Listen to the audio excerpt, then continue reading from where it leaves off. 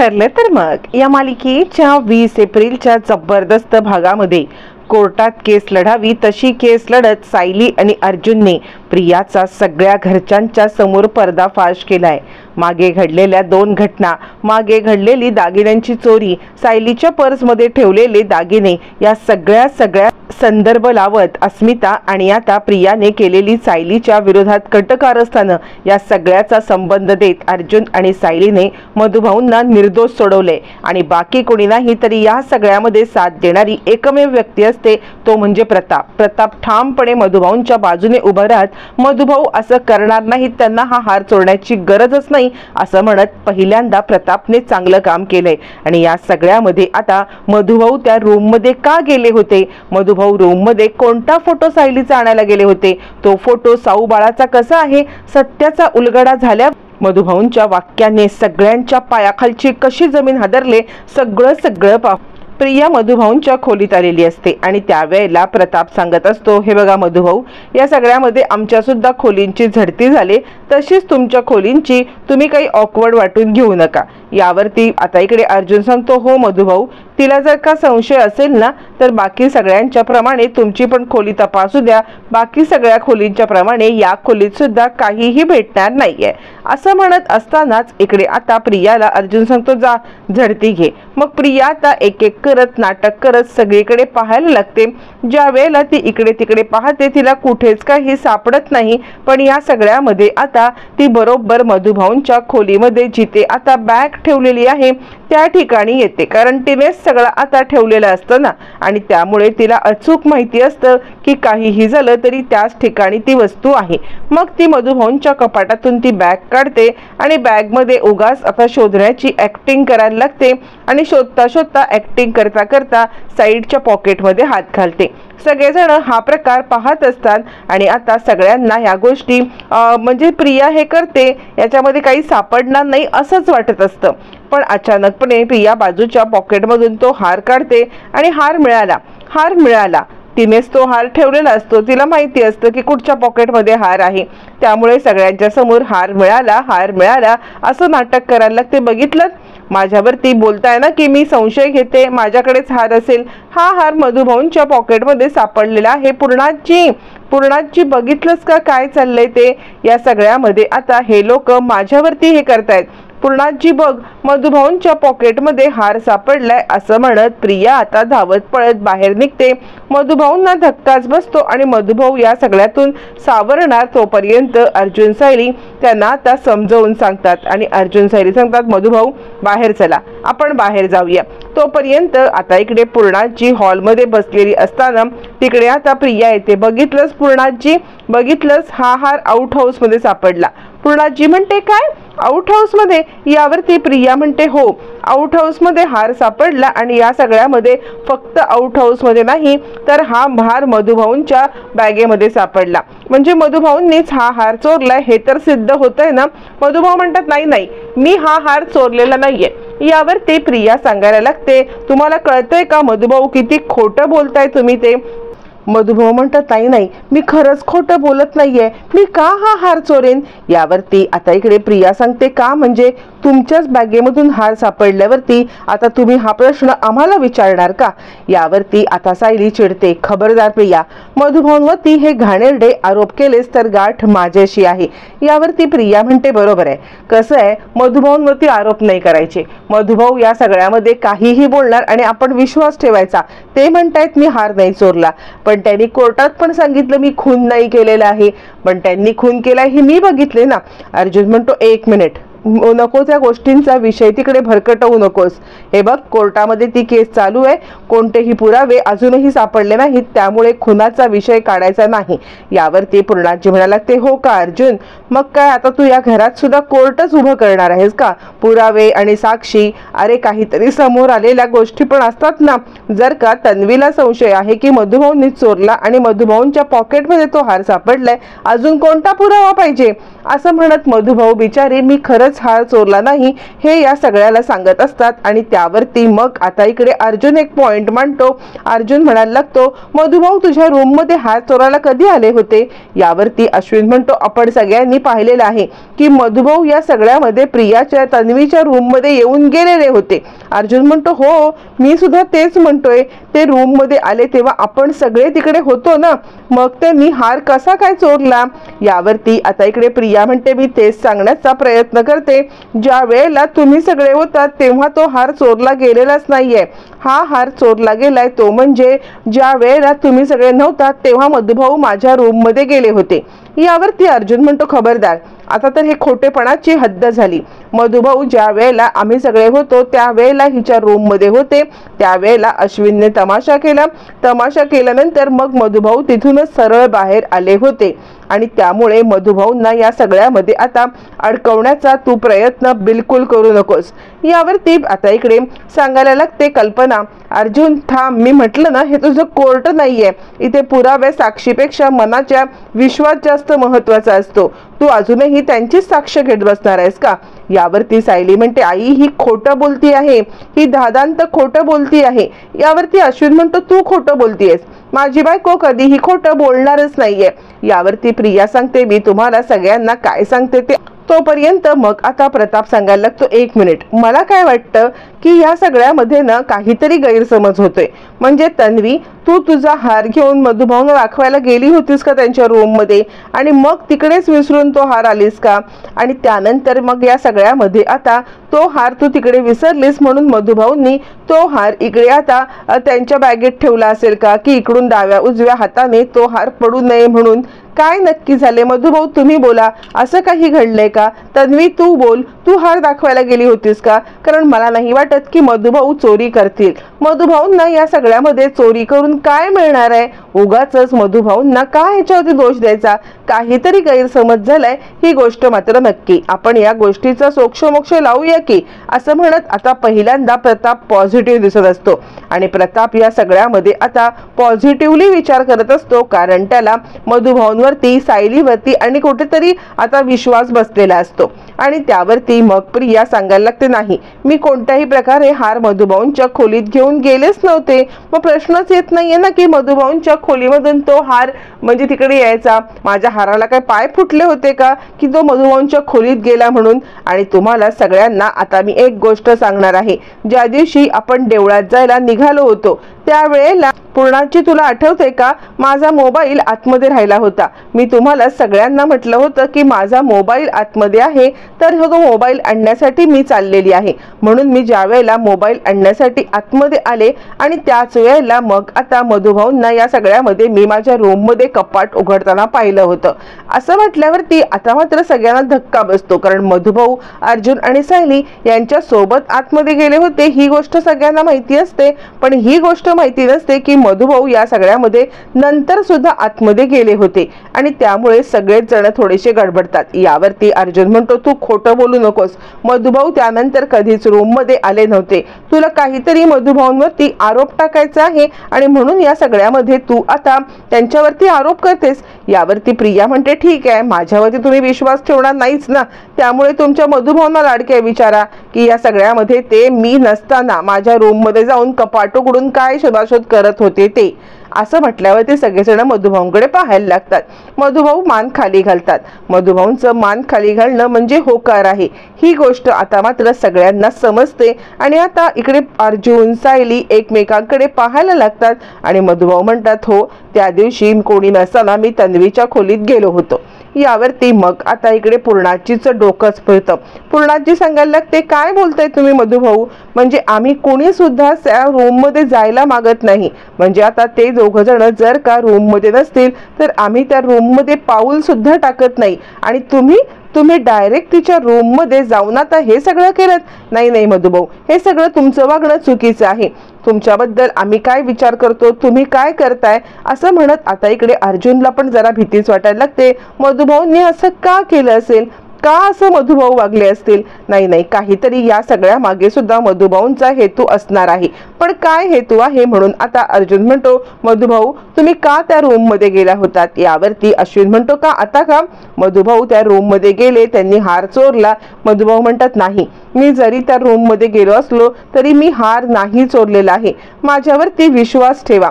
असं म्हणत या सगळ्यामध्ये बिचारे मधुभाऊ आता इतके सगळं बोलत असताना मग सायली पेटून उठलेली सायली आता सांगायला लागते, बास कर प्रिया, तू याच्या आधी सुद्धा हे अशी घाणेरडी कारस्थानं केलेली आहेस. मधुभाऊंना अडकवण्यासाठी जे काही केलेस ना ते सगळं आता बंद कर. तुलाही माहिती आहे तू काय केलेस आणि मलाही माहिती आहे की हे सगळं काय घडलेलं आहे ते. आणि त्यामुळे या सगळ्यामध्ये आता जर का तुझं तोंड बंद नाही ना केलंस तर गाठ माझ्याशी आहे. असं म्हणत इकडे आता प्रियाला सायली चांगलाच दम देते आणि खबरदार मधुभाऊंवरती आरोप करू नको. ज्या वडिलांनी लहानाचं तुला मोठं केलं त्या वडिलांना या सगळ्यामध्ये आता तू जे काही वागवतेस ना ते चुकीचं आहे, खबरदार त्यांच्यावरती आरोप केलास तर. असं म्हणत सायली या सगळ्यामध्ये आता इकडे प्रियावरती चांगली चिडलेली असते आणि तोपर्यंत प्रिया म्हणते, हो सगळे पुरावे सापडून सुद्धा मीच दोषी, मधुभाऊ मात्र या सगळ्यामध्ये निर्दोष आहेत. यावरती अश्विन म्हणतो, बास झालं, माझी बायको जे काही बोलते ना तेच खरं आहे. जर का मधुभाऊ त्या खोलीत गेले, खोलीत हार गायब झालाय, मधुभाऊंच्या बॅगेत तो हार सापडलाय, म्हणजे या सगळ्यामध्ये मधुभाऊच दोषी आहेत, मधुभाऊंनीच तो हार चोरलेला आहे. असं म्हणत आता इकडे वाद विवाद, प्रत्यारोप, आरोप प्रत्यारोप हे सगळं होत असताना आता मात्र अर्जुनला या सगळ्यामध्ये वकिली डावपेच निवडल्याशिवाय दुसरा कोणताही पर्याय भेटणार नसतो. अर्जुनला या सगळ्यामध्ये काहीही झालं तरी सुद्धा आता हे सगळं थांबवण्यासाठी पुढची गोष्ट बोलावीच लागते. अर्जुन म्हणतो, एक मिनिट, आता सगळ्यांनी शांत बसायचं आहे. मला सगळ्यात महत्त्वाचं सांगायचं आहे, या सगळ्यामध्ये आता हा हार मधुभाऊंच्या खोलीमध्ये आपोआप गेलेला नाहीये, तो हार मधुभाऊंच्या खोलीमध्ये कोणीतरी ठेवलाय. ही गोष्ट 100% खरं आहे. कसं आहे ना, या आधी सुद्धा या घटना घडल्यात, आठवतंय का तुम्हाला सगळ्यांना? तुम्ही सगळ्यांनी आठवा, या आधी 2दा असा प्रकार घडलाय की सायली हे दागिने चोरून घर सोडून निघून गेली असं अस्मिताने सगळ्यांच्या समोर सांगितलंय, बरोबर आहे. जर त्यामध्ये आपल्याला सायली परत आल्यावर ती दागिने घेऊन ती गेली नाही हे सुद्धा समजलं होतं. त्यानंतर दुसऱ्यांदा अस्मिताताई आणि तन्वी यांनी आता सायलीच्या पर्समध्ये हार ठेवला. तो हार ठेवून त्यांनी त्या सायलीवरती आरोप करण्याचा प्रयत्न केला. ही झाली दुसरी गोष्ट. दोन्ही वेळेला या गोष्टी खोटारड्या निघाल्या, दोन्ही वेळेला या सगळ्यामध्ये या दोघी जणी तोंडावरती पडल्या. मग जर का हे सगळं असं घडलेलं असेल तर या वेळेला सुद्धा आता त्याच गोष्टी घडल्या नसतील. कशावरून? मागच्या 2 वेळेला काय झालं होतं यावरती अर्जुनने सगळ्यांना प्रश्न विचारलेला असतो. बोला, मला सगळ्यांनी उत्तर द्या की मागच्या 2 वेळेला नक्की काय घडलं होतं. हे सगळ्यांनी जोपर्यंत तुम्ही आता सांगत नाही आहेत ना तोपर्यंत मी पुढचं बोलणारच नाही. यावरती मग आता प्रताप म्हणतो, हो मागच्या वेळेला अस्मिता आणि तन्वी या दोघींनी हार ठेवला होता. यावरती अर्जुन म्हणतो, डॅडा म्हणजे कसं आहे ना, हे सगळ्या गोष्टी सगळ्यांना माहिती आहेत, पण बोलताना मात्र आता हे सगळं फक्त तुम्हीच बोलताय. मग त्यावेळेला जो काही प्रकार घडला असेल तोच प्रकार आत्ता घडला नसेल. कशावरून? मधुभाऊंवरती आरोप ठेवण्यासाठी तन्वीनेच त्या रूममध्ये हार ठेवला नसेल. कशावरून? कारण या आधी सुद्धा तन्वीला या सगळ्या गोष्टींची सवय आहे, या आधी सुद्धा तन्वीने या सगळ्या गोष्टी केलेल्या आहेत आणि त्यामुळे आपण हे असं म्हणू शकतो की तन्वी हे सगळं नक्कीच करू शकते. मला खात्री आहे की काहीही झालं तरी मधुभाऊंनी हा हार चोरलेला नाहीये. हा हार त्यांच्या खोलीमध्ये जाण्याचं एकमेव कारण म्हणजे तन्वी त्या सगळ्यामध्ये त्यांच्यापर्यंत पोहोचली होती आणि त्यांच्यापर्यंत पोहोचून आता तन्वीने हा हार त्यांच्याकडून चोरून आपल्या रूममधून त्यांनी ठेवलेला. आत्ता सुद्धा नेमका तोच प्रकार घडलाय. यावरती प्रिया गडबडते, नाही हे सगळं खोटं आहे, मी खरंच काही केलेलं नाहीये, उगाचच या सगळ्या प्रकरणामध्ये मला अडकवतायत. का माझ्यावरती असा घाणेरडा आरोप केला जातोय? का माझ्यावरती हे सगळं असे लांछन लावले जात आहेत? असं म्हणत या सगळ्यामध्ये प्रिया आता बोलायला लागते. बोला, म्हणजे माझ्याच घरात येऊन मला हे सगळं करण्याची काय गरज पडली? नाही, मधुभाऊंनी माझा हार चोरलाय. यावरती अर्जुन म्हणतो, ठीक आहे, असं जर का तर आता आपल्याकडे एकच उपाय आहे आणि तो उपाय म्हणजे या सगळ्यामध्ये आता आपल्याला पोलिसांना बोलवूया. ठीक आहे, मी पोलिसांना फोन करतो. पोलिसांना फोन केल्यावरती पोलीस त्यांच्या पद्धतीने इन्व्हेस्टिगेशन करतील. पोलीस ज्या वेळेला इन्व्हेस्टिगेशन करतील आणि त्यावेळेला आपल्याला सगळ्यांना समजेल की या सगळ्यामध्ये आता नक्की काय प्रकार घडलेला आहे तो। मी पोलिसांना ताबडतोब फोन करतो आणि फोन करून पोलिसांना बोलवून घेतो। पोलीस येतील, सगळे तपासण्या करतील, फिंगरप्रिंट्स बघतील आणि त्यानंतर पोलीस ठरवतील की या सगळ्यामध्ये दोषी कोण आहे, कुणी या सगळ्यामध्ये हार चोरलेला आहे। हे ज्या वेळेला आपल्याला समजेल त्याच वेळेला मग आता आपण बघूया कोण दोषी आहे। आणि जर पोलिसांनी सांगितलं की मधुभाऊ या सगळ्यामध्ये दोषी आहेत तर मी ताबडतोब मधुभाऊंना पोलिसांच्या हवाली करेन, चालेल? असं म्हटल्यावरती आता प्रिया सटपटते, कारण फिंगरप्रिंट आणि हे नीते आणि असे सगळे पुरावे जर का आपल्या विरोधात गेले तर सगळ्यांच्या समोर आपलं भांडं फुटेल ते फुटेल, परत पोलीस स्टेशनची रवानगी होईल हे पण नक्की। त्यामुळे प्रिया गडबडते। अश्विन म्हणायला लागतो, ठीक आहे, आम्हाला कर नाही तर डर कशाला, आम्ही कशाला या सगळ्यामध्ये पोलिसांना घाबरू, काहीही कारण नसताना आम्ही या सगळ्यामध्ये पोलिसांना घाबरणारच नाहीये। तू आम्हाला काय पोलिसांची धमकी देतोयस का? काहीही झालं तरी सुद्धा या सगळ्यामध्ये बोलव पोलिसांना आत्ताच्या आत्ता बोलवायचं आणि या सगळ्यामध्ये आता तू सोक्षमोक्ष काय तो लावून घे। असं म्हटल्यावरती मग आता प्रिया सटपटते, नाही अश्विन, उगाच जर का पोलिसांना बोलवलं तर आपल्या घरची बदनामी होईल, नको नको, आपल्याला या सगळ्यामध्ये पोलिसांना बोलवायलाच नको। असं म्हणत मग मात्र ती पोलिसांना बोलवण्यासाठी नकार देते। त्यावर ती कल्पना म्हणते, काही नाहीये, आपण का घाबरायचं, सुभेदारांच्या घराची अब्रू आपल्यामुळे नाही तर या अशा इथे राहणाऱ्या माणसांच्यामुळे जात आहे आणि त्यामुळे आपण कोणत्याही गोष्टीमध्ये घाबरण्याची खरंच काही गरज नाहीये, बोलवा पोलिसांना। यावरती प्रिया म्हणते, नको, काहीही झालं तरी सुद्धा या सगळ्यामध्ये आता मधुभाऊ हे माझे वडील आहेत आणि मधुभाऊ यांनी मला सांभाळलंय, यांनी या सगळ्यामध्ये आता मला सांभाळून त्यांनी आता मला लहानाचं मोठं केलंय। त्यांना जरी माझ्यावरती असला हे राग तरी माझा त्यांच्यावरती राग नाहीये, म्हणून पोलिसांना बोलवूया नको। यावरती सायली म्हणते, का ग प्रिया, म्हणजे या सगळ्यामध्ये आता तुला मधुभाऊंचा पुळका का आला? कारण मधुभाऊंचा पुळका आलाय कारण आता पोलिसांची गोष्ट निघाली ना, पोलिसांची गोष्ट निघाल्यामुळे तुला या सगळ्यामध्ये मधुभाऊंचा पुळका आलेला आहे, ही गोष्ट मला चांगलीच समजली आणि त्यामुळे तुला तर आम्ही चांगलंच ओळखतोय। यावरती प्रिया म्हणते, तुला जे समजायचं ते समज, पण या सगळ्यामध्ये मी अजिबात काहीही आता पोलिसात जाणार नाही। यावरती आता प्रताप म्हणाला लागतो, हे बघा, काहीही झालं तरी सुद्धा मधुभाऊ इथेच राहणार, कुणीही कितीही काही करण्याचा प्रयत्न केला तरी सुद्धा मधुभाऊंना इथून कुणी हलवू शकत नाही। हे त्यांच्या मुलीचं घर आहे, हे त्यांच्या जावयाचं घर आहे आणि त्यांना इथून कुणी हलवू शकत नाही। मधुभाऊ तुम्ही कुठेही जाणार नाहीयेत, बस झालं, हा विषय आत्ता इथे तुर्तास बंद करा। प्रतापने हा विषय क्लोज केलेला असतो आणि मधुभाऊ कुठेही जाणार नाहीत हे सुद्धा 100% सांगून ते निघून गेलेले असतात। इकडे आता प्रिया सांगायला लागते, अश्विन, मला न रडायला येते अक्षरशः, पण या लोकांच्या समोर मला अजिबात रडायचं नाहीये आणि म्हणून या सगळ्यामध्ये आपल्या रूममध्ये जाऊया।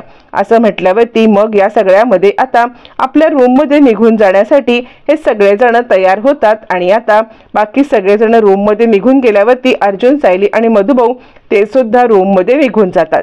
मग आता मधुभाऊ खूपच उदास असतात। त्यावरती अर्जुन, सायली त्यांना सांगतात, मधुभाऊ तुम्ही चिंता करू नका, सगळं काही ठीक होणार आहे, या सगळ्यामध्ये आता तुम्ही स्वतःला त्रास करून घेऊ नका। यावरती अर्जुन म्हणायला लागतो, मधुभाऊ, अहो तुम्ही हे सगळं आम्हाला का नाही सांगितलं, तुम्ही तन्वी रूम मध्ये जायचं खरंच काय कारण होतं का? मधुभाऊ म्हणतात, जावे बापू, खरंच मला माफ करा, मी चुकलो, मी तुम्हाला न सांगता त्या रूम मध्ये गेलो। सायली सांगते, आपल्याला माहिती आहे ना की या सगळ्यामध्ये आता ती तन्वी किती नालायक आहे, ती आपल्यावरती डाव उलटवणार ते।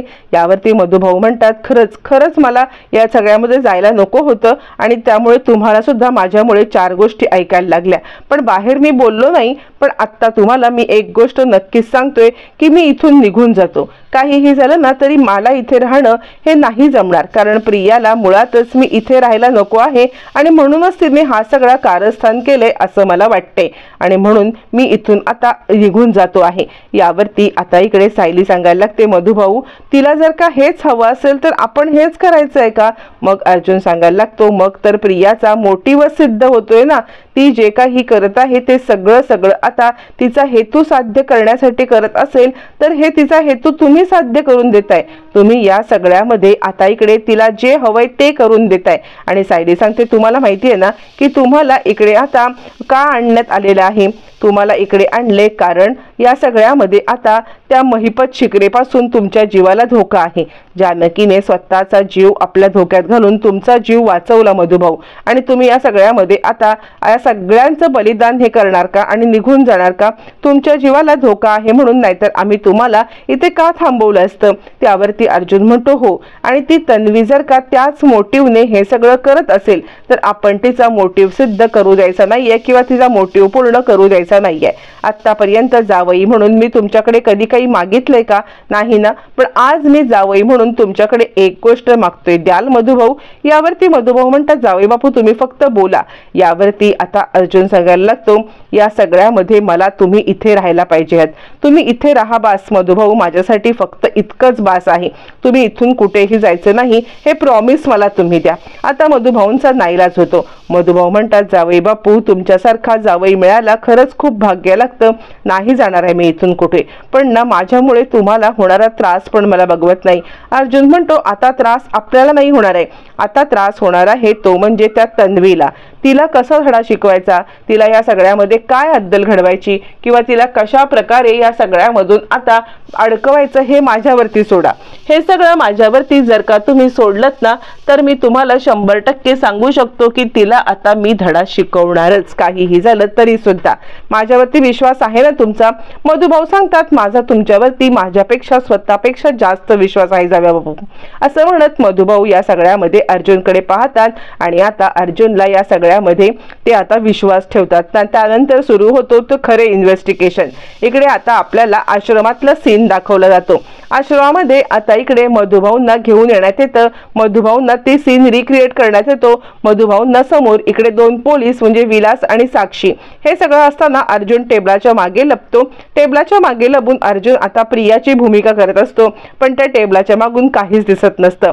अर्जुन सांगायला लागतो आत्ता मला एक गोष्ट समजलेली आहे की या सगळ्यामध्ये प्रिया जे काही करत होती ते नाटक आहे, कारण या टेबलाच्या मागे लपून कुणाला काहीही दिसत नाहीये. प्रिया खोटारडी आहे, प्रियाला या सगळ्यामध्ये काहीही दिसलेलं नाहीये आणि हीच गोष्ट खरी आहे. तिने फक्त आपल्या समोर नाटक करत आता या सगळ्यामध्ये आता आपल्याला अडकवण्याचा प्लॅन केलाय. त्यामुळे प्रियाला या सगळ्यामध्ये शिक्षा होणार. माझ्याकडे खूप मोठा पुरावा आहे.